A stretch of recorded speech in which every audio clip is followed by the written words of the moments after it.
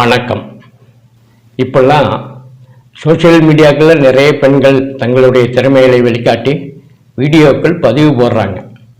இஸ்லாமிய பெண்களும் அதுபோல் தங்களுடைய திறமைகளை வெளிக்காட்டி ஆடல், பாடல், இசை மற்றும் ஜிம்னாஸ்டிக் இவைகளை குறித்து நிறைய வீடியோக்கள் போடுகிறார்கள்.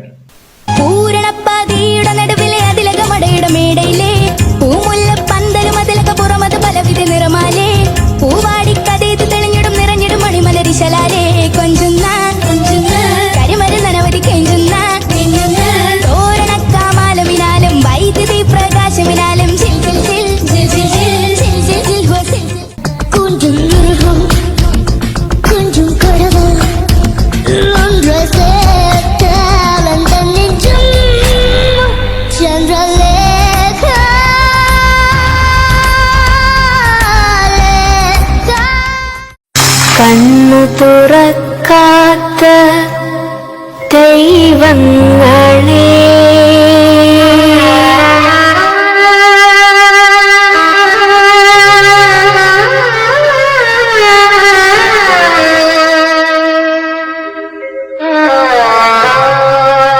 கண்ணு துறக்காத்த தெய்வங்களே, கரையானறியாத சிரிக்கானறியாத களிமண் പ്രതിമകളെ മറക്കൂ നിങ്ങളി ദേവദാസിയെ മറക്കൂ മറക്കൂ. இப்படி இஸ்லாமிய பெண்கள் பதிவு போடும்போது அதுக்கு பின்னாடி வந்து கமெண்ட் போடுறவனுங்க, நீ நாசமாக போவ, நரகத்துக்கு போவ, அப்பா அம்மா சரியில்லை, வளர்ப்பு சரியில்லை, இப்படி வந்து திட்டுறதும் இப்படி வந்து சாபம் விடுறதும் அவங்களுடைய வழக்கமாக இருக்குது. இது ஒரு வழக்கமாக இருக்கிறதுனால அந்த சாபம் விடுறதை பற்றி நம்ம இந்த வீடியோவில் விமர்சனம் செய்ய வரல. அன்ஷா ஜகீர் என்ற ஒரு சிறுமி ஒரு பாட்டு பாடி ஒரு வீடியோ போட்டிருக்கு. அந்த வீடியோ வைரலாகி நிறையா ஷேர் ஆகிருக்கு. அதுக்கு பின்னாடி வந்த கமெண்ட் போட்டவங்களும் அதே வழக்கம் போல் நாசமாக போவ, நரகத்துக்கு போவ, அப்பா அம்மா வளர்ப்பு சரியில்லைன்னு போட்டிருக்காங்க.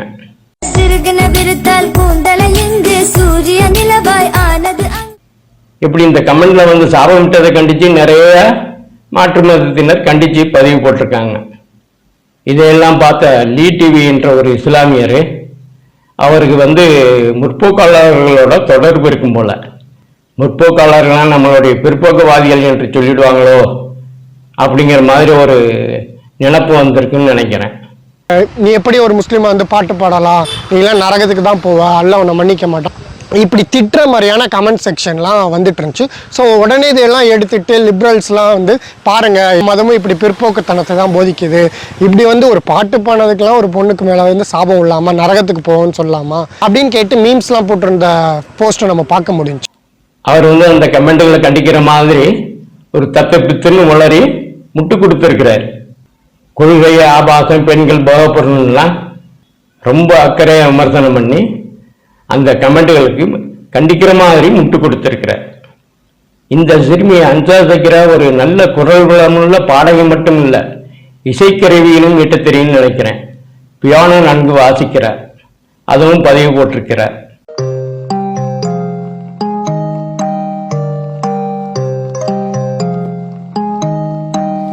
Moda souffrance, pourquoi ce chien je commence, je ne sais qu'une est sans importance.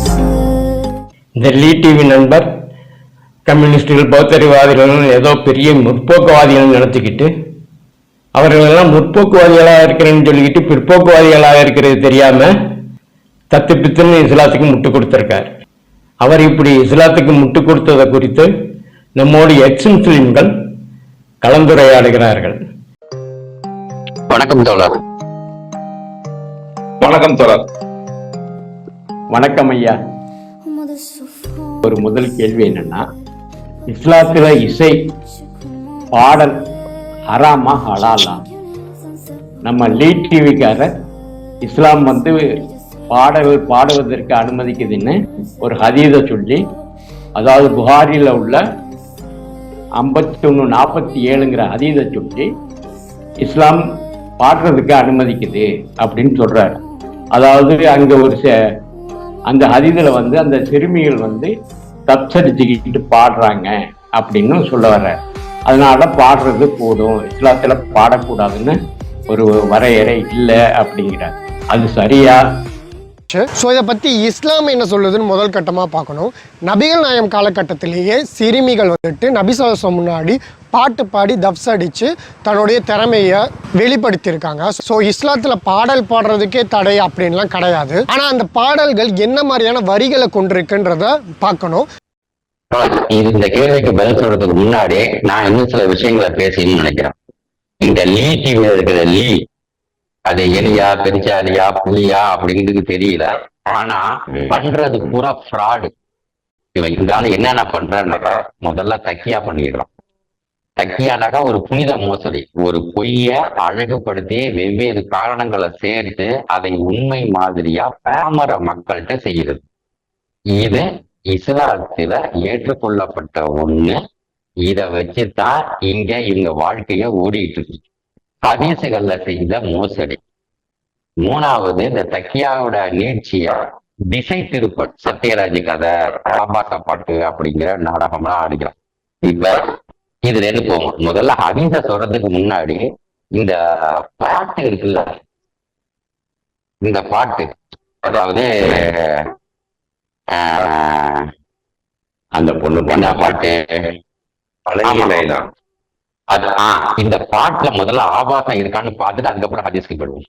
இந்த பாட்டுல பாருங்க, அழகிய லைலா இவளது செய்யலா, சந்தன வெயிலா இவள் மன்மத புயலா, அடடா பூவின் மாநாடா அழகுக்கு இவள்தான் தாய் நாடா, சிறகன விருத்தால் கூந்தலை எங்கு சூரிய நிலவாய் ஆனது அங்கு என் மனம் என்று போனது எங்கு மன்மதனே உன்றது எங்கே, கண்ணத்தை தொட்டால் சந்தன கொட்டும் வெட்கத்தை தொட்டால் குங்குமம் கொட்டும் புன்னகை பட்டால் மல்லிகை முட்டும் பார்த்தால் பருவும் மூச்சு முட்டும் காலடியோ சுகர் கம்பளி தேடுது அம்மம்மா ஏ பிக்காசோவின் ஓவியம் ஒன்று வித்தோவானின் சிம்பனி ஒன்று பெண்ணாய் மாறியதோ அந்த புறத்து மகாராணி ஓ ஓ அந்த புறத்து மகாராணி அழகிய லேலா அவள் இவளது சேலா சந்தன வேலா இவள் மன்மத புயலா அடடா பூவின் மாநாடா ஓ ஓ அழகுக்கு இவள் தான் தாய் நாடா. புறத்து மகாராணி. உயிருக்கு மின்னல் அடித்தது என்ன, தாகங்கள் என்னை குடிப்பது என்ன, அழகில் என்னை வளைப்பது என்ன, இதயம் கொள்ளை போனதென்னு, ரகசியமாயிவள் இளமையை ரசித்தேன், கவிதைகள் எழுதி மனசுக்குள் படித்தேன், கனவுகள் அடித்து காலையில் கலைந்தேன், தினம் இவளை யோசித்தேன், வாலிப குறும்புகள் ஜாடைகள் சொல்லுது ஐயையோ, பூக்கள் அவளை பார்த்து பார்த்து ஆட்டோகிராஃப் கேட்டு கேட்டு கைகள் நீட்டியதும். இவ்வளவுதான் இந்த பாட்டு. இந்த பாட்டுல எங்க ஆபாசம் இருக்குது? சொல்ல முடியாது. ஏன்னா இவங்க இஸ்லாமிய லாஜிக்ல பேசுறதுனால இந்த வரிகள்ல எதையாவது ஒண்ணு குரான் ஹதீஸ்லேன்னு இது ஒரு ஆபாசமான வரி அப்படின்னு காட்டணும். ஒண்ணு. இன்னொன்னு, அந்த பெண்ணாச்சும் அந்த குழந்தையாச்சும் அதை நளினங்களாச்சும் செஞ்சாச்சும் அந்த பாட்டை பாடி இருக்கணும். அதுவும் இல்லை. அது மட்டும் இல்லாம இவங்க பண்ற பெரிய தக்கியா என்னன்னாக்கா, அந்த பொண்ணோட மூஞ்சிய மறைச்சது. அந்த பொண்ணு ஃபுல்லா பாடிடுச்சு. அந்த பாட்டை மூஞ்சிய மறைக்கிறது இவனுக்கு அந்த உரிமையை யார் கொடுத்தது? இங்க எல்லாம் மண்டைய மறைக்க மறந்துட்டான். வீடியோ ஏற்றிருச்சு, அது எல்லாரும் பார்த்த ஒண்ணுதான். இந்த பாட்டை வச்சுதான் இவங்க அந்த வீடியோ அவன் போட்டுருக்கான். இந்த பாட்டுக்கு தான் எதிர்ப்பு கிளம்புது. அது அல்லாம சிறுக்கு வச்ச பாட்டு, முறுக்கு வச்ச பாட்டுக்கெல்லாம் இங்க வரல. இது எந்த மேட்டரை பத்தி பேசணுமோ அந்த மேட்டரை பேசாம வேற எதையதுக்கோ பேசலாம். இதுல கண்டென்ட் என்னண்டாக்கா, அது பாடுது, இவனுங்க போயிட்டுக்கிட்டே நீ நரகத்துக்கு போயிடுவே அப்படி இப்படி சொல்றாங்க. இது சரி, இதுதான் ரைட். இப்ப நம்ம ஹதீஸ்குள்ள போயிடுவோம். அந்த ஆளு சொல்ற ஹதீஸ் இருக்குல்ல, நபிகள் நாயம் காலகட்டத்திலேயே சிறுமிகள் நபிசாசம் முன்னாடி பாட்டு பாடி தப்ஸ் அடித்து தன்னுடைய திறமையை வெளிப்படுத்தியிருக்காங்க. ஸோ இஸ்லாத்தில் பாடல் பாடுறதுக்கே தடை அப்படின்லாம் கிடையாது. ஆனால் அந்த பாடல்கள் என்ன மாதிரியான வரிகளை கொண்டிருக்குன்றத பார்க்கணும். 51:47 புகாரி. ஆமா ஆமா. அதாவது புகார் என்ற போர்ல அன்சாரிகள் பாடிய பாடலை 2 அன்சாரிய சிறுமிகள் பாடிக்கொண்டிருந்தார்கள். அதான் அந்த ஹதீஸே. அதுதான் அந்த ஹதீஸ். ஆயிஷா அறிவிக்கிற முஸ்லிம்லயும் வருது, புகார்லயும் வருது. இந்த ஹதீஸ் மட்டும்தான் இஸ்லாத்துல இசை சார்ந்து இருக்குதாங்கிறது கேள்வி. அப்ப இந்த ஹதீஸ அனுமதிச்சாருனாக்கா, இந்த பாட்டு எதுக்காக பாடப்படுதுனாக்கா, இந்த பத்ர் போர் இருக்குல்ல, அந்த பத்ர் போரை பாராட்டி பாடப்பட்ட பாட்டு தான். அதை நீ இப்பவும் பாடலாம்ல, ஏன் பாட மாட்டேங்கிற? இசை ஹராம்ங்கிறது தான் இஸ்லாத்துடைய நிலைப்பாடு. இசை ஹலால் அல்ல. இசை ஹலாலா இருந்தாக்கா இவங்க என்ன பண்ணிருக்கணும்? ஜும்மா மிம்பர்ல இசைய சொல்லியிருக்கணும். அல்லது குறைஞ்சபட்சம் ஈயஹனிபாட பாட்டு அல்ஹம்து சூராவை தான் அப்படியே ஒரு பாட்டை எடுத்துருப்பாங்க. இறைவனிடம் கையேந்துங்கள், அந்த பாட்டையாச்சும் நீ உள்ளக பாட விடணும். தொடுகை பள்ளி உள்ளக. அப்ப இசை ஹராம். இது அல்லாம பாத்தீங்கன்னாக்கா வேற வேற ஹதீசுகளும் நிறைய இருக்குது.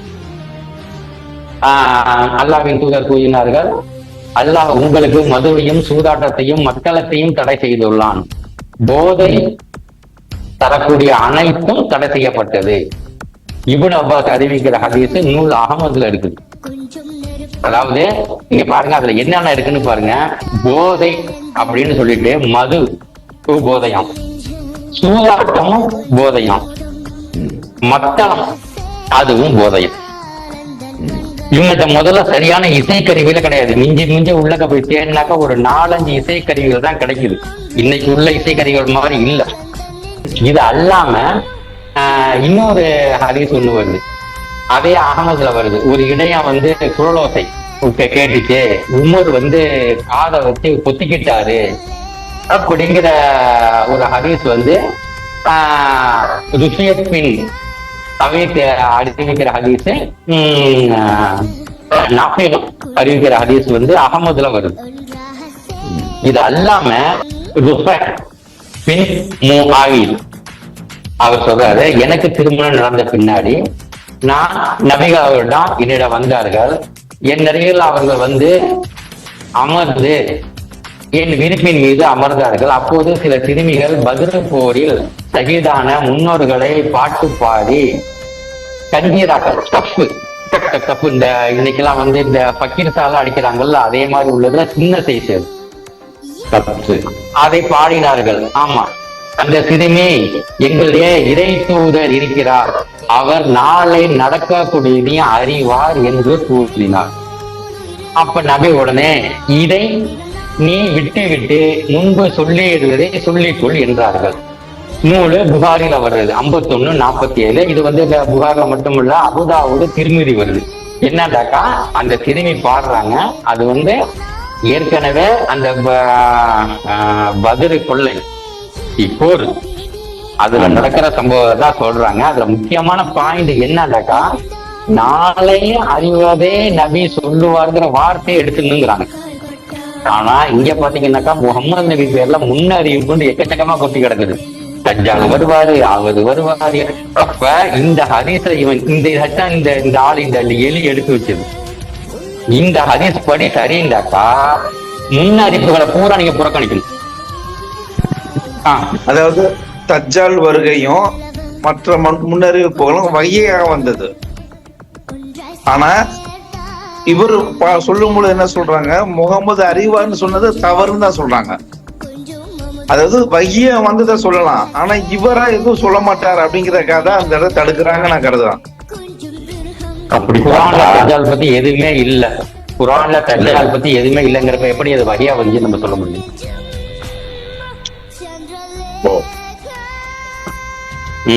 அது மட்டும் இல்லாம பாத்திமா சொர்க்கத்துடைய தலைவின்னு சொல்லியிருக்காரு, அது குர்ஆன்ல வருது. ஆமா, இல்ல ஹதீஸ்கள்ல தான், ஹதீஸ்கள்ல தான். குர்ஆன்ல பாத்திமாங்கிற பேரு கூட கிடையாது. அது மட்டும் இல்லாம அவருக்கு 4 மகள்கள் இருக்கிறப்ப பாத்திமா மட்டும் சொர்க்கத்துக்கு தலைவினாக்கா பாக்கியெல்லாம் யாரு? அப்ப ஒரே ஒரு மகள் மட்டுமா? சரி, சொர்க்கத்துக்கு எதுக்காக தலைவி? அனுபவிக்கிறதுக்காக உள்ளது. அதான் என்ன செய்வாங்க? இதுக்கு கேள்வி கேட்டாக்க இதெல்லாம் பதில் இல்ல. அந்த முன்னறிவிப்புங்கிற கான்செப்டே போயிடுது. இது அல்லாம பாக்கி உள்ள ஹதீசுகள்லாம் பாத்தீங்கன்னாக்கா நிறைய ஹதீசுகள் வந்து இசைய மறுக்கிறதா தான் இருக்கு. அதாவது ஒரு முறை நபிகள் நாயகம் வந்து இசைப்பதையும் கேளிகை நடத்துவதையும் அனுமதித்து உள்ளீரா என்று வினவினார்கள். அதற்கு ஆம், திருமணம் தானே, அது விபச்சாரம் அல்லவே அப்படின்னு பதிலளித்தார். இது வந்து தப்ரானில இருக்குது, ஃபஹதுல் பாரியில இருக்குது. அதாவது திருமணத்துல வந்து இசை நிகழ்ச்சி நடத்துறதுக்கு ஒரு அனுமதி இருக்கு திருமணத்துல.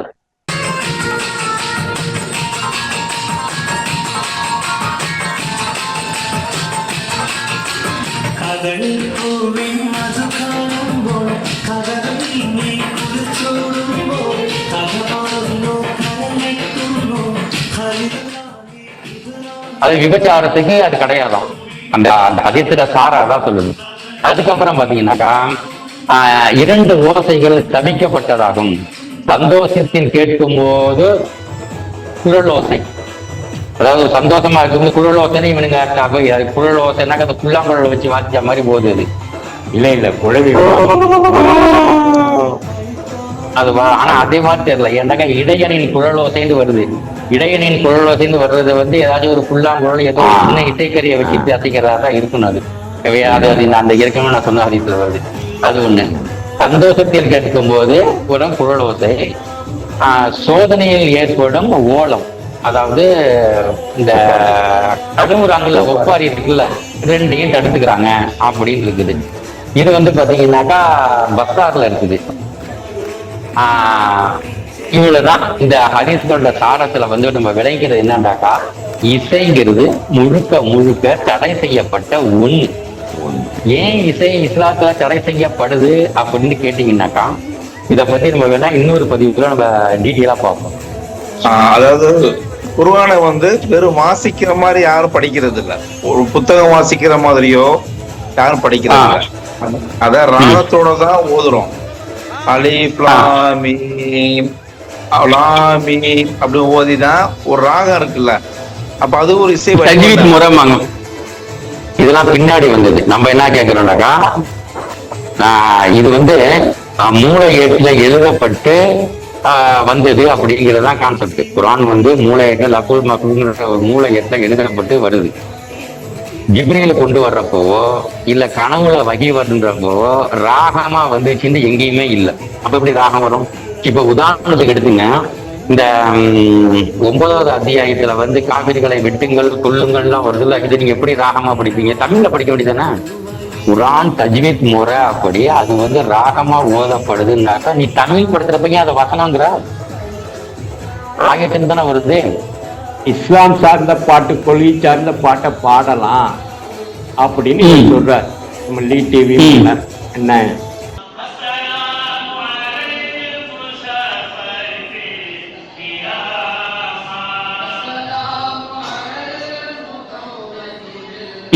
மௌலிது பாடுனா மௌலிது ஓதுறதுல ஹராம்னு கடுமையா எதிர்த்து சண்டை போட்டுக்கு இருக்காங்கல்ல. அப்ப அது வந்து கூடும் தானே. ராகத்தோட மௌலிது ஓதுறாங்க. யா நபி சலாம் அலைக்கும், யா ரசூல் சலாம் அலைக்கும்னு நபியை பொழுது தானே பாடுறாங்க. அது என்ன கொள்கைக்கு முரண்பாடானதா? நபியை போடலாம். அதுல வந்து இல்ல, அதுல வந்து இருக்குங்கிறாங்க. இல்ல தோழர், நபிக்கு வந்து சலாம் தான் நீங்க சொல்ல முடியும், புகழ முடியாதுல்ல. புகழ் அனைத்தும் அல்லாஹ் ஒருவனுக்கே. அப்ப நீங்க புகழ்றது வந்து அல்லாஹ் தான் புகழ முடியுமே தவிர்த்து தூதரை நீங்க புகழ முடியாது. தூதரை வந்து நீங்க வந்து சலாம் தான் சொல்ல முடியும். அது மௌலிது வந்து புகழ்றதுனால இருக்கிறதுனாலதான் அது கூடாதுன்னு சொல்ல வரேன்னு நினைக்கிறேன். சரியா? இதுல ரெண்டு செய்தி இருக்குது.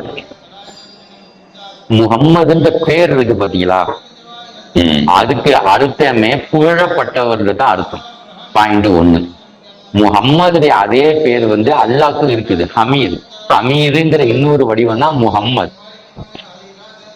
இதுல உங்களுக்கு நிறைய செய்தி புரியும் நினைக்கிறேன். ஹமீதுங்கிறதுல இன்னொரு வடிவம் தான் முகம்மது. அல்லாஹ்வுக்கும் முகம்மதுக்கும் ஒரே விதமான பேரு தான். இன்னொன்னு, நேர் முன்மாதிரியான குணத்தில் இருக்கிறீர் அப்படின்னு வருது. இப்போ முன்மாதிரியான குணத்தில் இருக்குன்னு அல்லாவே புகழ்ந்துருக்கிறான். இன்னொரு பக்கம், இந்த நபி உங்கள் உயிருக்கு மேலானவர்னு இதை விட பெரிய புகழ்ச்சியே இல்லை. உயிருக்கு மேலானோன்னு சொல்றதை விட வேற வேற ஏதாச்சும் ஒரு புகழ்ச்சி எடுத்து கட்டுக்கு பார்த்துருவோம். எல்லாமே அது கீழே தான் வரும். அவர் நோயை குணமாக்குவார், கீழே தான் வரும். அவர் உங்களை பணக்காரராக்குவார், கீழே தான் வரும். அவர் உங்கள் பாவங்களை மன்னிப்பார், இது கீழே தான் வரும். உயிருக்கு மேலானவர்னு சொன்னதுக்கு அப்புறம் அதுக்கு மேல புகழ் சொல்றதுக்கு எதுவுமே இல்லை. அததான் அல்லாவே சொல்றான். அல்லாவே சொன்ன ஒண்ணுதான் இவங்க மௌலூதுல புகழ் பாடுறாங்க. தலாம் ஏன் சொல்றாங்கன்னா தூரமா இருக்குன்னா தலாம் சொல்லி அந்த புகழ ஆரம்பிக்கிறாங்க. உங்களுக்கு இது இருக்குது அது இருக்குது அப்படி இப்படிங்கிறாங்க. இதை இவங்க சிறுக்குன்னு கொண்டு போறாங்க. நம்ம இதுக்கு கூட போக வேண்டியதில்லை. சிறுக்கே இல்லாத ஹனிஃபா பாட்டு இருக்குது, அதை நீ ஜும்மால சொல்லலாம். ஜும்மால சொல்ல வேண்டிய சொல்ல மாட்டேங்கிறார். இந்த குர்ஆன் உள்ள வசனங்களை சொன்னீங்கல்ல, நபியை புகழ்ந்து அல்லாஹ் சொல்றது, அதை இன்னைக்கு தொழுகையில ஓதத்தானே செய்யறாங்க. தொழுகையில அதை ஓதும் போது அது முகம்மத புகழ்ற மாதிரி தானே ஆகும். ஆமா ஆமா ஆமா, நிறைய வசனம் குர்ஆன்ல நிறைய வசனம் முகம்மதை புகழக்கூடிய வசனங்கள் இருக்குது. இன்னும் சொல்ல போனாக்கா அது அல்லாஹ் சொன்னது. அப்ப அல்லாஹ் சொன்னதை விட மௌலூதுல ஒண்ணு பெருசா இவனுங்க சொல்லவே இல்லை. எல்லாம் அதை ஒட்டி இல்ல அதுக்கு கீழே தான் இருக்கும். இப்ப அதெல்லாம் மேட்ரு. நம்ம என்ன சொல்றோம், இந்த லீட கருத்துப்படி இசை கூடாதுங்கிறாங்க. இசை ஆகும்னு சொல்லினா ஹதீஸ்ல மோசடி பண்றான். வேற எந்த ஹதீஸுமே இல்லைங்கிற மாதிரிதான் மோசடி பண்றான். நம்ம அதை தான் சுட்டி காட்டுறோம். ஹதீஸுகள் எல்லாமே இசைய ஹராமன்னு இருக்குது. பிராக்டிகல்லையும் இசையை கொண்டு போய் இவனுங்க ஜும்மாலையோ இல்ல ஏதாவது ஒரு வணக்க வழிபாடுல ஹதீஸ் இருக்கு, இசை இருக்குதா? ஹஜ்ஜில இசை இருக்குதா? தொழுகையில இசை இருக்குதா? நோன்புல இசை இருக்குதா? எந்த வழிபாட்டுல இசை இல்லாம இருக்கிறப்ப எப்படி இசை கூடுன்னு இவங்க சொல்ல முடியும்? இசை இருக்குது அப்படின்னு சொல்ல முடியும்? ஹஜ்ஜில இல்லைங்கிறீங்க. தப்பை தேத ஒரு இது படிப்பாங்கல்ல, அதுவே இசை வடிவத்துல தானே இருக்கு. லப்பைக் அல்லாஹும்ம லப்பைக், இதெல்லாம் இசை இருக்கு. உனக்கு சாமியே சரணமையப்பா, அவ்வளவுதான். சாமியே சரணமையப்பான்னு சொல்றாங்கல்ல, அதுக்கு என்ன பொருளோ அதே பொருள் தான் லப்பைக் அல்லாஹும்ம லப்பைக். இந்த ஒரு சின்ன ஒப்பீடு நான் சொல்றேன், சரியானது பாருங்க. ஓ அப்படிங்கிற ஒளி வடிவம் இருக்குல்ல, ரெசோனன்ஸ். சரி, அதுவும் அலிஃப் லாம் மீம் இந்த ரெசோனன்ஸ் கிட்ட ஒரே மாதிரி வருமா? வராது. அந்த அலிஃப் லாம் எதுவுமே வராது. 3 தனித்தனி எழுத்து வச்சோட அலிஃப் வராது. இந்த ஓம்ங்கிறது ஒரே ஒரே சார்ந்த ஓங்காரத்தில் அப்படியே நிற்கும். வேற எங்கேயுமே பிசுறாது. நீங்க அதை வாயை மூடிட்டு கூட சொல்லலாம். இந்த ஆரம்பிச்சு அப்படிங்கிறது வராது. இல்ல வராது, வரவே வராது. எனக்கு அது 3 எழுத்து 3 பிரியா போகுது. நீங்க அலிஃப் லாம் மீம்னு உங்களுக்கு உதடு மூடி மூடி மூடி திறக்கும். இங்க அப்படி ஒரு திறந்து ஒரு மூடுறதோட சரி அப்படியே போய் நின்றுடும். ஓ அப்படி நின்றுடும். அலிஃப் லாம் மீம் பகோடா மெல்ற மாதிரி இருக்குது. வாயை பார்த்தீங்கன்னாக்கா அப்படியே மாத்தி மாத்தி மெட்டுக்கிட்டே இருக்கும். அங்க ஓமுக்கு பொருந்தாது. சரி, அடுத்ததா நான் என்ன சொல்ல வரேன்னா, இந்த லீ டிவிக்காரரு இந்த பொண்ணு கொள்கையை மாத்தி பாடினதுங்கிறதுக்காக சொல்ல வரல. அந்த பாடினதை கண்டிக்கணும். அதுக்காகத்தான் கொள்கையை மாத்தி பாடக்கூடாது, கொள்கை பாட்டா பாடலாம்னு சொல்றாரு. ஆனா கொள்கை பாட்டா பாடுற அந்த மௌலூதுகளையும் விடுறது இல்லை.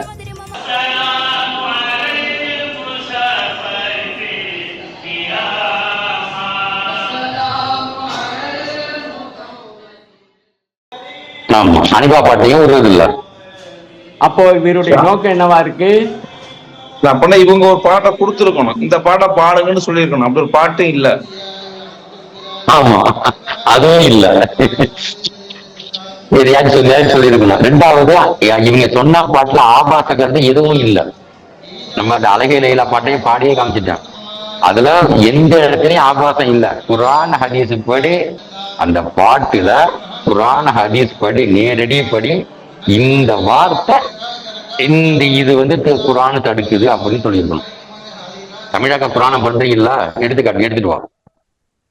தோழர், இப்ப அந்த லீ டிவில ஒரு யூடியூபர் பேசின விஷயத்துல இந்த இஸ்லாமிய பெண் பாடினதை கண்டிச்சு இஸ்லாமியருக்கு ஆதரவான போக்கை எப்படி எடுக்கிறாருன்னா, நடிகர் சத்யராஜ் அவர்கள் வந்து ஒரு முற்போக்கு இருந்தோ மோடியுடைய வாழ்க்கை பயோகிராபி நடிக்க வரும் பொழுது எப்படி முற்போக்குவாதிகள் கண்டித்தார்களோ அதே மாதிரிதான் இதை பார்க்கணும் அப்படிங்கிற மாதிரி சொல்ல வர்றாரு. முதல்ல ஒரு நடிகர் நடிக்கிறத ஒரு முற்போக்குவாதி கண்டிப்பது சரியான அணுகுமுறையா, அதை ஒரு அளவுகோல் காட்டுவது பொருத்தமா இருக்குமா? அதாவது இதைதான் நான் சொன்னேன், தக்கியா பண்றது, அதாவது கவனத்தை மாற்றி விடுவதுதான் தக்கியாங்கிறது. ஒரு செய்தியை நேரடியா பேசினா சிக்கிக்குவோம். இதே பிரச்சனை வந்து ஒரு 50 வருடத்துக்கு முன்னாடி எம்.ஆர். ராதாக்கே வந்துச்சு. அவர் வந்து ஆன்மீகவாதியா நடிச்ச படங்கள்லாம் இருக்குது. அப்போ நீங்க வந்து ஒரு கடவுள் மறுப்பாளர் இருந்துகிட்டு நீங்க இப்படி நடிக்கலாமான்னு கேட்டிருக்க. அவர் சொன்ன பதில் நடிப்பு தானையா, இதுவும் நடிப்பு அதுவும் நடிப்புன்னு அவர் சொல்லிட்டு போயிட்டாரு. சோ சத்யராஜை பொறுத்த வரைக்கும் அவரும் அதே மாதிரி ஆன்மீகம் நடிச்சு காசுக்காக நடிச்சுக்கிறாங்க. இப்ப மோடிக்கு சொன்ன மாதிரியே ஆன்மீக கேரக்டர்ல பூரா நடிச்சிருக்க கூடாது. நடிச்சாரா இல்லையா? இது வந்து திசை திருப்பல், அவ்வளவுதான். இப்ப நம்ம இப்படியே போவோம். அமெரிக்க கொள்கை இருக்கா? அமீர் ஒரு பிஜேயுடைய மாணவர், அமெரிக்க கொள்கை இருக்கா? அமீர் படத்துல எல்லாம் வந்து அந்த இஸ்லாமிய கண்டென்ட் படிதான் அவர் படம் எடுத்தாரா? இல்ல. அப்ப ஒரு பொதுவாவே ஒரு நடிகர்களுக்கு கொள்கை, சினிமாவுல போய் கொள்கைன்னு பேசுறது அபத்தம். இது வந்து ஒரு தக்கியா. இந்த குழந்தை மேல இந்த முஸ்லிம்கள் வன்மை வந்து பரவிடுச்சு. இவங்க பேசின வன்மை வந்து பரவிடுச்சு. இப்ப அதை இவங்களால ஏத்துக்க முடியல. எதையாச்சும் ஒண்ணு சொல்லி சமாளிக்கணுங்கிறதுக்காக வேண்டி அந்த கமெண்ட்ல திட்டினவனுக்கு பூரா இவங்க முட்டு கொடுக்கறதுதான் இந்த லீட் டிவியில வந்துக்கிற செய்தியோட ஒரு அடிப்படை சாரம். ஒரு நடிகன் வந்து ஒரு வன்புணர்வு காட்சியில நடிக்கிறேன்னு வச்சுக்கிறோம். அப்போ அவன் வந்து வன்புணர்வு செய்கிறவனாக எடுத்துக்கிறானா? ஒரு கொலகாரனை நடிச்சா அவன் கொலகாரனா தான் இருக்கணுமா? ஒரு திருடனை நினைச்சா அவன் திருடனா? நடிப்பு என்பது எந்த பாத்திரத்திற்கு யாரு எப்படி அந்த பாத்திரத்துக்கு தோதா அவர்களுடைய நடிப்பு, முகபாவனை இதுல வச்சு கேரக்டர் தேர்ந்தெடுப்பாங்க, நடிக்கிறாங்க. ஒரு நடிகன் வந்து ஒரு கொள்கையை சார்ந்தா நடிக்கணும்னு கிடையாது தானே? அப்படி இருக்கும்போது இந்த எடுத்துக்காட்டு வந்து சரியானதா? தவறுதான். அது தவறு மட்டுமல்ல, அதை இங்க கொண்டு திணிக்கிறதே பெரிய தவறு. இந்த இதுல முஸ்லிம்கள் கமெண்ட் பண்ணது சரியா சரியில்லையா அதை மட்டும் தான் இந்த ஆளு பேசணும். இவன் எதுக்காக வேண்டிய சத்ய இல்லாதராஜ் அங்க இங்கெல்லாம் ஏன் எதுக்காக வேண்டி சுத்த வேண்டிய தேவையே இல்லை. ஏண்டாக்க சரக்கு இல்ல, அதனால அங்க கொண்டு போய் இங்க கொண்டு போய் எதையாச்சும் ஒன்ன போட்டு மழுப்பி போய் நிப்பாட்டணுங்கிறதான் தேவை. நீங்க சொன்ன மாதிரி அமீர் வந்து ஒரு இஸ்லாமிய டைரக்டரு, அவர் கொள்கை வந்து நான் ஒரு இஸ்லாமியன்னு சொல்லிட்டாரு. போதைப் பொருளுக்கு வந்து கடத்துவேனா, நான் வந்து இஸ்லாமிய போதைப் பொருள் கடத்தக்கூடாதுங்கிற கொள்கையில் உள்ள இஸ்லாமியத்துல உள்ளவன், அப்படி நான் கடத்துவேனான்னு கேட்கிறாரு. அடிப்படையாகவே மது, விபச்சாரம், வட்டி இது போன்ற விஷயங்களுக்கு எதிரான சித்தாந்தத்தை கொண்ட மார்க்கத்தை பின்பற்றக்கூடியவர் தான். ஒரு போதை கடத்தல எனக்கு தொடர்பு இருக்கு என் மீது குற்றச்சாட்டை வைக்கும் பொழுது அடிப்படையிலேயே நான் இந்த தத்துவத்தை ஏற்றிருக்கிற சித்தாந்தத்தை ஏற்றிருக்கவேன் நானு, அதனால நான் செய்ய மாட்டேன்னு அதை கோடிட்டு காட்டனே தவிர. அதே மாதிரி அவர் சினிமாவுல புர்கா போட்ட நடிகையில மட்டும்தான் நடிக்க வைப்பாரா? அல்ல, அவர் படத்துல குத்தாட்டம்லாம் இருக்கத்தானே செய்யுது, ரொமான்ஸ் காட்சிகள் இருக்கத்தானே செய்யுது, காதல் காட்சிகள் இருக்கத்தானே செய்யுது. அந்நிய பெண்களை தானே இயக்குறாரு, உறவுக்கார பெண்களை ஒண்ணு இயக்கலையே. அந்நிய பெண்களை பார்த்தா பார்வை தாழ்த்த வேண்டும் ஒரு பாடத்தை படிச்சவரு அந்நிய பெண்களை வச்சு எப்படி சினிமா எடுக்க முடியும்? அப்ப அங்கேயே அவர் வந்து அவரு கொள்கை போச்சார். இவங்க கண்டிக்கிற யாருமே அமீர் மாதிரி ஒரு பிரபலங்களையோ ஒரு பொருளாதாரத்துல மேம்பட்டவங்கள கண்டிக்கிறதுக்கு யாரும் துணிச்சல் இல்லை. யாரு வந்து சாமானியனா இருக்கானோ அவன் மேலதான் அதிகமான ஒரு தாக்குதல் வந்து தொடுக்குறாங்க. இது வந்து கண்டிக்க வேண்டியது. பொருளாதாரத்துல மேம்பட்டவர்கள் மீது இவர்களால் எந்த விதமான தாக்குதலையும் தொடுக்க முடிவதில்லை. அங்க சமரசம் செஞ்சாங்க. சாதாரண சாமானியம் ஒரு எளிய மக்கள் வந்து பேசும் பொழுதுதான் அவர்கள் மீது அதிகமான அடக்குமுறையை வந்து இவங்க கொண்டு வர்றாங்க. வார்த்தை மூலமாகவோ அதாவது கைகளை கொண்டோ அந்த தடுக்கிற முற்படுவது அங்கதான் அட்வைஸ் செய்யப்படுது. இந்த அட்வைஸை கொண்டு போய் அமீர்டையோ நடிகர் ஷாருக் கான்டையோ பிரபலமான இஸ்லாமிய திரைப்பிரபலங்கள்ட்ட போய் பேசுவது கிடையாது. அவங்க இவங்க பேசினால அந்த சொல் வந்து அம்பலத்துல ஏறாது, மேடை ஏறாது. அப்ப இது ஒரு போலித்தனமான ஒரு வார்த்தை தான் வைக்கிறாங்கிறத அப்பட்டமா தெரியுது. அப்ப இந்த இடத்துல இவங்க துணைக்கு முற்போக்குவாதியில கூப்பிட்டுக்கிறாரு. அங்க அதான் பெரிய கொடுமையே. நடிகர் சத்யராஜ் ஒரு படத்துல நடிக்கிற முடிவு செய்வது 2 காரணம் தான். அந்த அமௌண்ட் ஓகேயா இருக்கா, சம்பளம் ஓகேயா தான் நடிப்பாரு. கான்செப்ட் பிரச்சனை இல்லாட்டி நடிப்பாரு, இல்லைன்னா நடிக்க மாட்டாரு. இது அவர் தான் முடிவு செய்யுமே தவிர்த்து அவங்க கொள்கை சார்ந்தவங்க கண்டிக்கிறது கூட தவறு. ஏன்னா அதை கண்டிப்பது பிற்போக்குத்தனம். முற்போக்குவாதிகளாக இருந்தாலுமே இந்த இடத்துல அவங்களை கண்டிச்சுதான் ஆகணும். அவர் நடிப்பு, அவர் கொள்கையை மேடையில பேசுவது, வாழ்வியல கொண்டு வரதான் கொள்கை. நடிகன் அந்த கதாபாத்திரத்தை ஏற்று நடிக்க முடியும். அப்ப அந்த இடத்துல இவங்க திணிக்கிறது. இந்த விஷயத்தை சொல்வது மூலமாக நவீன போலி முற்போக்குவாதிகள் பக்கத்துல போய் இவர் நின்றுக்கிறார். இந்த இடத்துல 2 பேர் அமலப்படுறாங்க. இவங்களும் அமலப்படுறாங்க, முற்போக்கு சக்திகளும் இங்க அமலப்படுறாங்க. இப்ப இவங்க 2 பேரும் கண்டிக்க வேண்டிய இடத்துக்கு நம்ம வர வேண்டிய இடத்துக்கு வரோம். ஏஆர் ரஹ்மான் சொல்லும் பொழுது ஞாபகம் வருது. ஏஆர் ரஹ்மான் இஸ்லாத்தை தழுவியது இஸ்லாமிய அடிப்படை கொள்கை பின்பற்றுன்னு இப்ப வரல. அவரு சூஃபிசத்தை பின்பற்றி தான் வர்றாரு. தர்கா வழிபாட்டு முறையில தான் அவரே வர்றாரு. இவர்கள் பாதையில சொல்ல போனா ஒரு சிறுக்கான வழி இருந்தா தான் இந்த இடத்துக்கு வர்றாரு. ஏஆர் ரஹ்மான் மதம் மாறினது இஸ்லாமிய கொள்கைக்காகலாம் கிடையாது. அவருக்கு எப்பவோ உடல்நல சரியில்லாம யாருக்கோ போகுது, அவங்க அம்மாக்குன்னு நினைக்கிறேன். அதனால அந்த உடல்நல சரி பார்க்கறதுக்காக வேண்டிய கோயில் தர்கா இந்த மாதிரி போறாங்க. அது ஆந்திரால போறப்ப அது ஏதோ சக்சஸ் ஆயிடுது.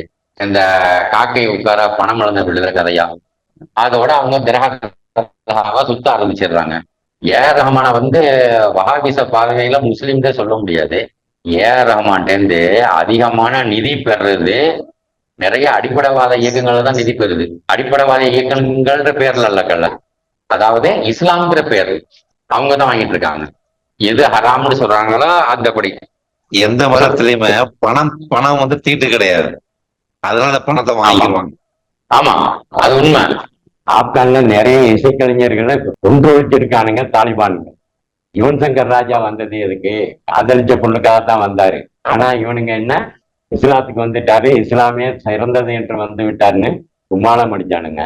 இஸ்லாத்துல கொள்கையை ஏற்று எவனும் வர்றதே இல்லை. என்னக்கா இஸ்லாத்துல கொள்கைன்ற ஒன்னே கிடையாது தோற. இப்ப என்னக்கா இந்த லீ டிவி சப்ஜெக்ட்ல கொள்கை அப்படின்னு ஒண்ணு பேசுறாங்க.